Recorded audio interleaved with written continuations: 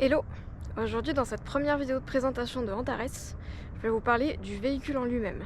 Antares c'est donc un Peugeot Boxer de 2002 que j'ai acheté en 2021. Il avait 200 000 km et je l'ai payé 3 000 €.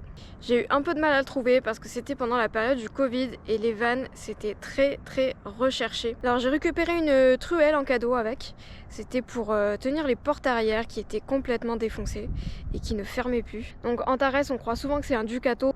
C'est juste les portes arrière que j'ai prises sur un Ducato vu que c'est exactement les mêmes véhicules. Il avait déjà sa galerie de toit quand je l'ai eu, mais comme beaucoup d'autres éléments, je l'ai démonté pour la retaper. Ce fourgon, niveau mécanique, il était nickel, il avait été très bien entretenu. Mais par contre, c'était un fourgon qui était utilisé dans le TP. Niveau propreté, c'était juste une catastrophe. Pour vous dire, j'ai carrément retrouvé des chewing-gums collés dans les garnitures de porte. Et même si j'ai mis plus de 3 semaines à le nettoyer, il reste encore dans certains montants une espèce de poussière toute fine. Niveau motorisation, c'est un 2 litres de HDI d'une puissance de 100 chevaux.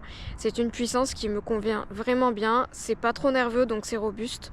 Et j'ai quand même pas l'impression de me traîner quand je roule. Depuis que je l'ai, j'ai quand même un peu roulé avec. J'approche les 240 000 km. Donc je commence à avoir un petit peu de recul dessus. Antares, il m'avait fait une belle frayeur quand même au col Agnelle, mais après je peux pas l'en vouloir, ce col c'est une torture pour tous les véhicules et franchement j'ai jamais eu de panne critique et en tout cas quand j'ai eu des petits problèmes je me suis toujours démerdée. J'ai notamment l'alternateur qui a lâché 2 fois, le contacteur au tout début. Récemment, on a dû aussi changer tout le Neyman.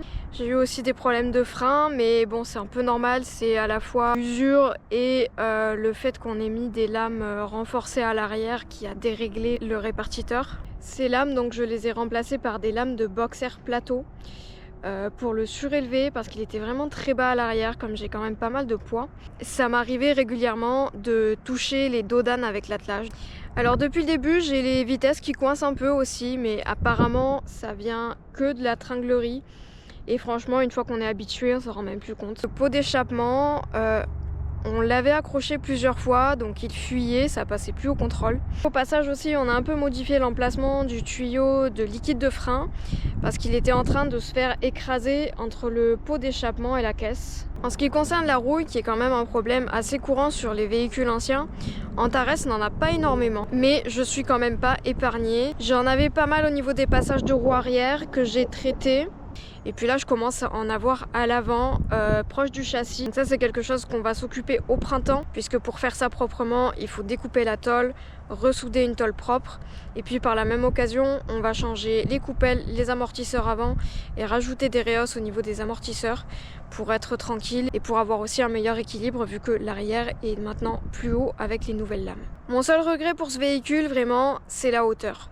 Quand j'ai commencé à le chercher, je me suis butée à vouloir un fourgon qui ne soit pas surélevé. Et franchement, maintenant, je le regrette parce que ça aurait pas changé grand-chose à la conduite. Mais par contre, à l'intérieur, ça aurait tout changé au niveau de l'espace, des rangements et de l'aménagement. Moi, je tiens debout dedans, je fais 1,50 m. Mais quand j'ai d'autres personnes qui viennent dans le van, c'est un peu étroit. J'espère que ce nouveau format de vidéo vous aura plu et aura répondu à certaines de vos interrogations. Si vous avez d'autres questions, n'hésitez pas à me les poser en commentaire. Je vous dis à la semaine prochaine pour la vidéo suivante.